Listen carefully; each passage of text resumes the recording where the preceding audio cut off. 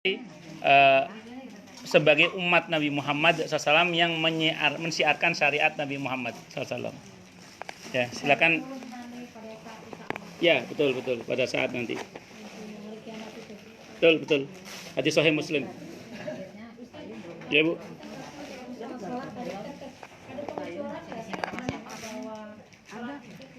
Waktu atau utangan waktu, kecuali sholat isya Nabi itu malah dia agak mengakhirkan, jadi harus tidur gitu, isya apa gimana gitu. Pertama, ini rumus dulu ya. Nabi tidak suka tidur sebelum sholat isya. Itu rumus dulu itu. Saya ulang ya, Nabi tidak suka tidur sebelum sholat isya. Berarti selama belum sholat isya beliau tidak tidur. Satu.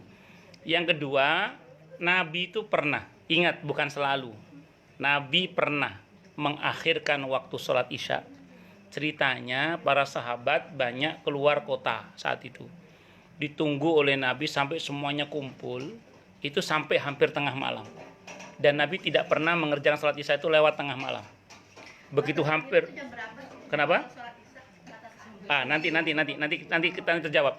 Saya ulang ya, Nabi tidak pernah mengerjakan sholat isya itu lewat tengah malam. Jadi ceritanya sebelum tengah malam Nabi baru mengerjakan sholat setelah para sahabat kumpul semua. Nah, jadi pernah Nabi melakukan itu untuk memberi kesempatan para sahabat supaya sholat berjamaah bareng. Mereka yang tugas keluar kota itu setelah kumpul semua baru Nabi kerjakan sholat berjamaah isya. Tapi itu pernah. Jadi bukan selalu. Jadi Nabi bukan selalu mengakhirkan waktu isya. Nabi lebih sering mengerjakan di awal. Hanya sekali waktu Nabi pernah mengerjakannya di akhir, itu pun tidak lewat tengah malam. Pertanyaan Ibu tadi menarik.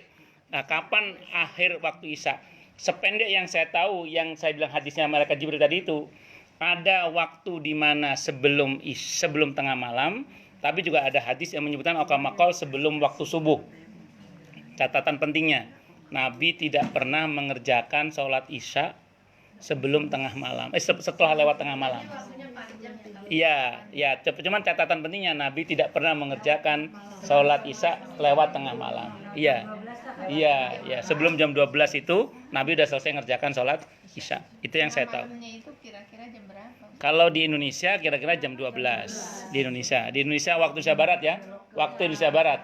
Untuk waktu Indonesia Barat. Terus Ustaz, kalau yang mengakhirkan itu juga Nabi maksudnya kan misalnya katakanlah isya 7.30 misalnya. Nah ini tetap aja artinya utama, bukan ada juga yang maksudnya langsung tidur, jadi jangan nonton TV ya kayak gitu-gitulah. Ada yang bilang gitu juga kan. Jadi habis sholat isya itu langsung segera tidur gitu. Betul, tidak salah. Jadi gini. Suatu saat Siti Aisyah radhiyallahu anha melihat keponakannya ngobrol setelah sholat isya. Ada keponakan Siti Aisyah itu ngobrol setelah sholat isya. Beliau teriakin, dinasihati, jangan begitu kalau sudah selesai sholat isya. Nabi kalau selesai sholat isya, kata Siti Aisyah, itu tidur, kecuali ada kepentingan dengan istrinya atau dengan urusan kaum muslimin. Dengan kata lain, kalau ibu dan kita semua, tidak hanya ibu tapi juga saya, kalau tidak ada kepentingan dengan kaum muslimin, kalau tidak ada kepentingan dengan pasangan, kalau tidak ada kepentingan dengan anak-anak atau dengan keluarga, sebaiknya tidur. Kecuali ada kepentingan. Jadi catatan pentingnya adalah Nabi kalau selesai sholat isya, kata Siti Aisyah, itu tidur. Kecuali ada kepentingan dengan kaum muslimin atau ada kepentingan dengan istrinya atau dengan keluarganya. Wallahu a'lam bishawab.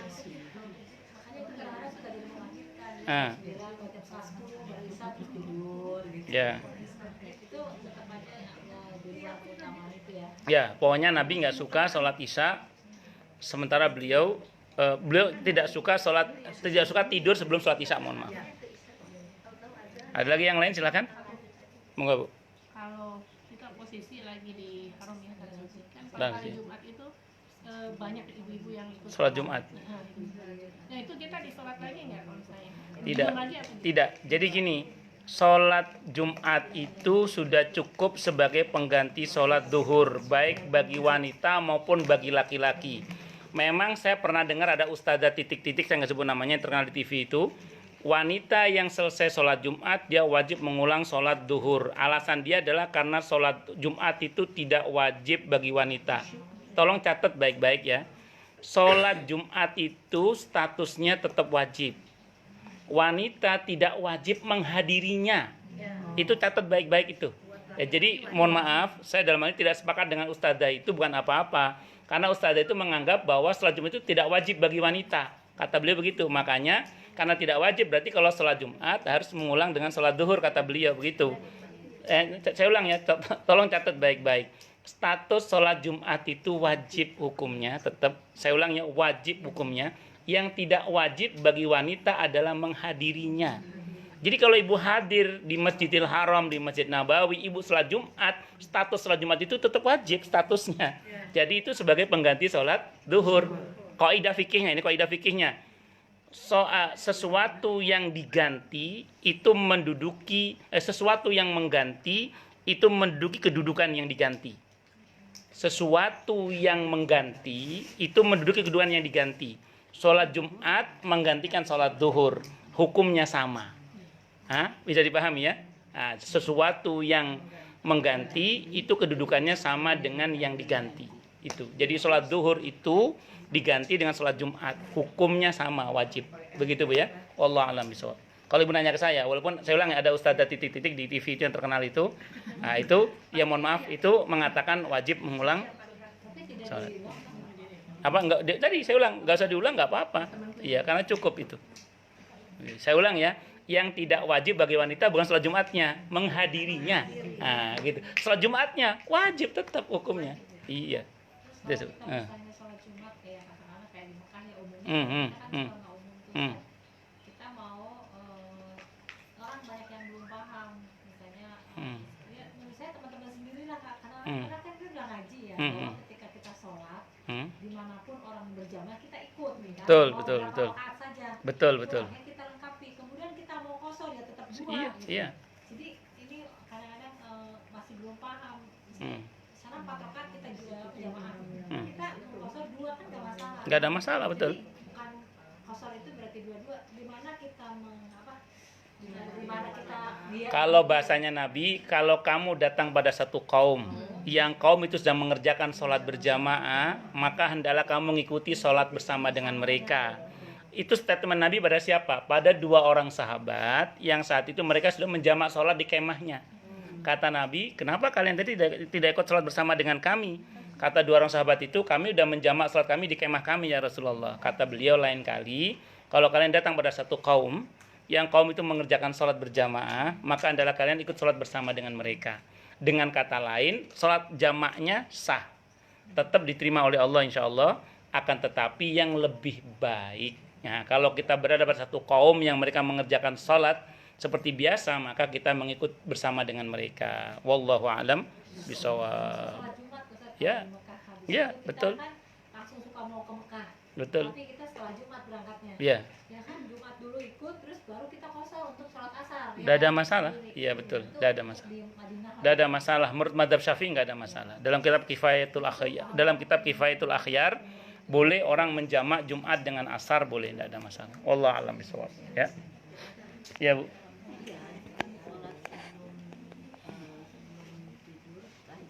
Untuk menghindari misalnya takut ke subuhan sholat tahajudnya, maka witir duluan dikerjakan itu tidak boleh. Witir duluan dikerjakan setelah sholat ba'diyah isya. Iya. Boleh, sangat boleh.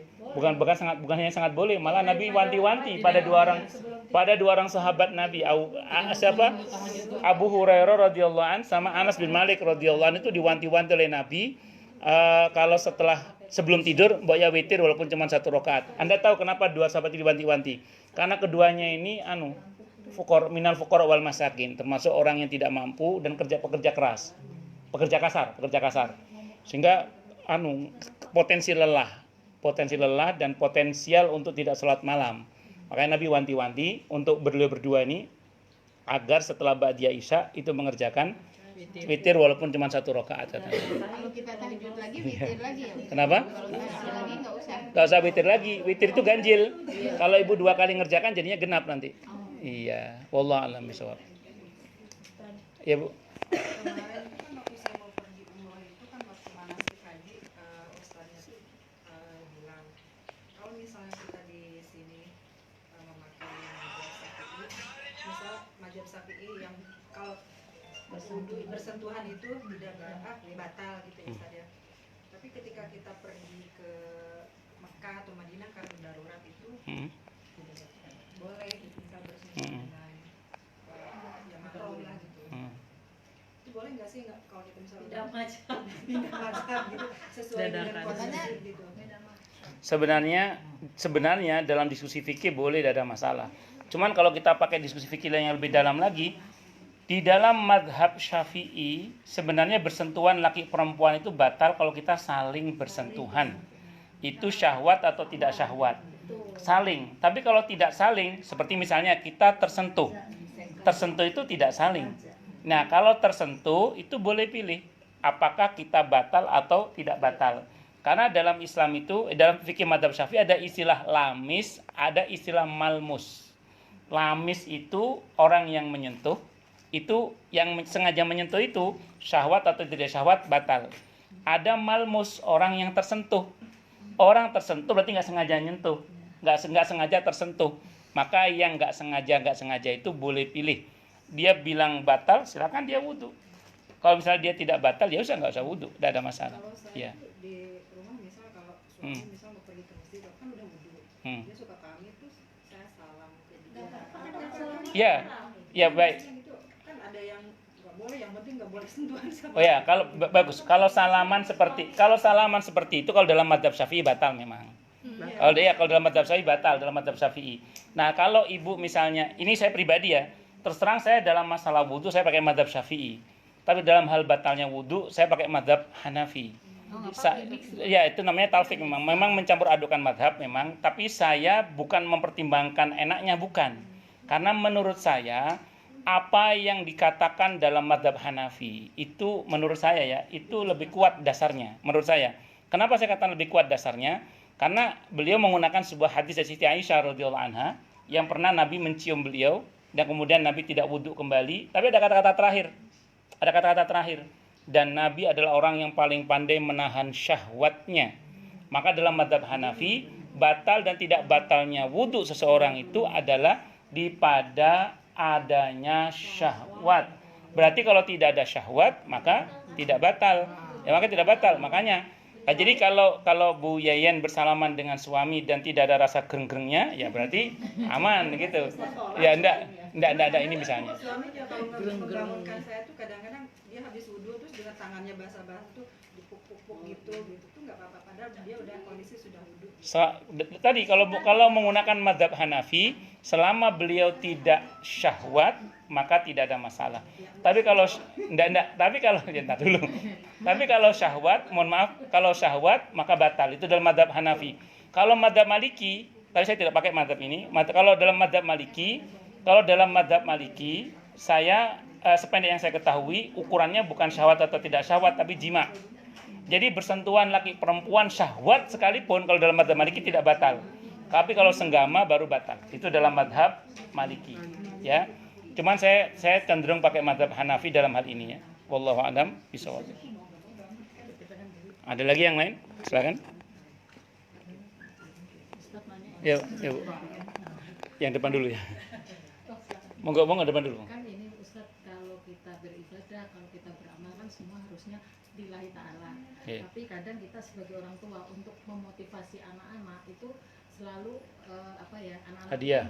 masih punya cita-cita, masih Yeah. punya segala macam lah. Kadang itu kita suka, kamu harus ngaji, sholatnya, puasanya, biar cita-citanya nanti ini, biar segala keinginannya nanti gini-gini. Jadi hanya sekedar sebetulnya kita motivasi, tapi kadang kalau bapaknya dengar tuh suka marah gitu. Marahnya gini, ya itu tadi namanya kita ibadah tuh kan harusnya udah lillahi ta'ala gitu ya, tapi kan kadang kita tuh supaya anak-anak tuh semangat gitu loh. Kadang ya kita janjiin hadiah sih kadang iya, tapi kadang kalau mau sholatnya bagus, rajin baca Al-Quran, misalnya sholat ibadah sunnah yang lain, mungkin dia sedekah dengan tangan dia, itu kadang kita kasih tahu karena dia tuh kan masih panjang gitu ya, dia punya cita-cita, dia punya keinginan segala macam gitu. Ya. Jadi kita punya mau dari apa yang kita lakukan gitu. Kalau saya pribadi gini Bu, ini rumus menurut saya ya. Jadi ketika kita memberikan hadiah kepada anak, kita bilang gini, ini hadiah dari mama. ini hadiah dari papa misalnya gitu ya. Sebagai bukti bahwa papa sama mama itu cinta sama kamu. Bukan karena ibadah kamu, bukan karena hafalan Quran kamu. Hafalan Quran kamu, ibadah kamu, itu nanti pahalanya dari Allah langsung. Dan yang dari Allah lebih menarik daripada dari mama papa. Ini hadiah mama papa, hadiah dari mama dan papa. Bukan karena kamu beribadah, tapi karena mama papa cinta sama kamu. Nah, jadi karena mama sama papa itu sayang sama kamu. Jadi biar anak-anak tahu couplingnya. Oh, hadiah ini karena mama papa cinta sama saya. Ibadah saya urusannya itu sama Allah. Nah, jadi pelan-pelan kita berikan kesadaran pada anak-anak. Udah saya ngapalin Quran aja. Nanti insya Allah ada hadiah dari mama dan papa. Begitu mereka berhasil, kita bilang, hafalan Quran kamu, pahalanya dari Allah langsung. Bukan dari mama papa. Ini hadiah dari mama papa karena mama sama papa cinta sama kamu. Pahala kamu dari Allah. Terus nak beramal ya, jangan karena mama papa tapi karena Allah. Yang dari Allah jauh lebih menarik berupa surganya nanti. Nah, gitu aja rumusnya.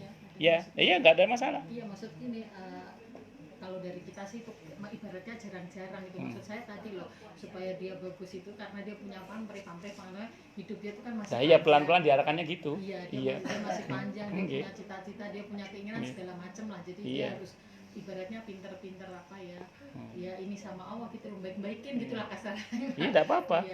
Itu namanya targhib. Di level awal motivasinya pasti duniawi, tidak ada masalah. Tapi pelan-pelan kita arahkan mereka untuk menjadi yang sifatnya orientasinya ukhrawi. Ya tidak apa-apa, semua berproses kok Bu. Enggak semuanya langsung jadi. Ngoten nggih? Monggo Bu. Ini Ustaz mengenai sholat tahajud. Tahajud. Yang saya pahami kan tahajud itu tidur dulu. Betul. Bangun, Betul. sholat tahajud. Saya pernah lihat ada orang yang memang dia tidak bisa tidur gitu ya dalam sepanjang itu, tapi dia sholat gitu. Apa itu disebut dengan Kalau belum tidur dia tidak bisa tidur gitu. Dia sholat malam tapi belum tidur sebelumnya. Maka hukumnya maka statusnya bukan tahajud. Disebut tahajud karena tahajud itu artinya bangun dari tidur. Fatahajjat itu bangunlah dari tidur. Jadi maka disebut tahajud kalau bangun dari tidur. Makanya dalam Fadhil Amal itu ada kata-kata yang mengatakan, kata Nabi Okamakol, tidak semua orang yang melek malam itu bisa sholat tahajud. Kenapa? Karena tahajud itu mesti tidur. Ya, jadi kalau belum tidur namanya sholat malam biasa. Sholat malam biasa. Ini sholat malam. Tidak ada masalah. Tidak ada masalah. Ya, daripada kemudian dia nggak sholat malam sama sekali. Iya. Ada lagi? Cukup? Cukup ya? Baik, kalau sudah tidak ada kita tutup dengan hamdalah. Alhamdulillahirabbil alamin. Semoga kajian kita bisa bermanfaat, mubarakah fid dini wad dunya wal akhirah untuk kita, keluarga kita dan seluruh umat Islam semuanya. Dan mudah-mudahan kita semua dijadikan oleh Allah sebagai orang-orang yang sukses dunia akhirat. Selamat dunia akhirat, bahagia dunia akhirat, dan dipermudah urusan kita oleh Allah fid dini wad dunya wal akhirah. Semoga Allah limpahkan hidayah selalu untuk kita. Semoga Allah tingkatkan selalu hidayah untuk kita, dan semoga Allah berikan hidayah untuk siapapun yang melihat kita. Subhanakallah. Semoga Allah berikan kemenangan kepada kami. Amin Allah. Ya sudah. Apalagi? Subhanakallahumma bihamdika asyhadu an la ilaha illa anta astaghfiruka wa atubu ilaik. Sallallahu alaihi Muhammad wa ala alihi wasallam. Saya mohon maaf. Wassalamualaikum warahmatullahi wabarakatuh.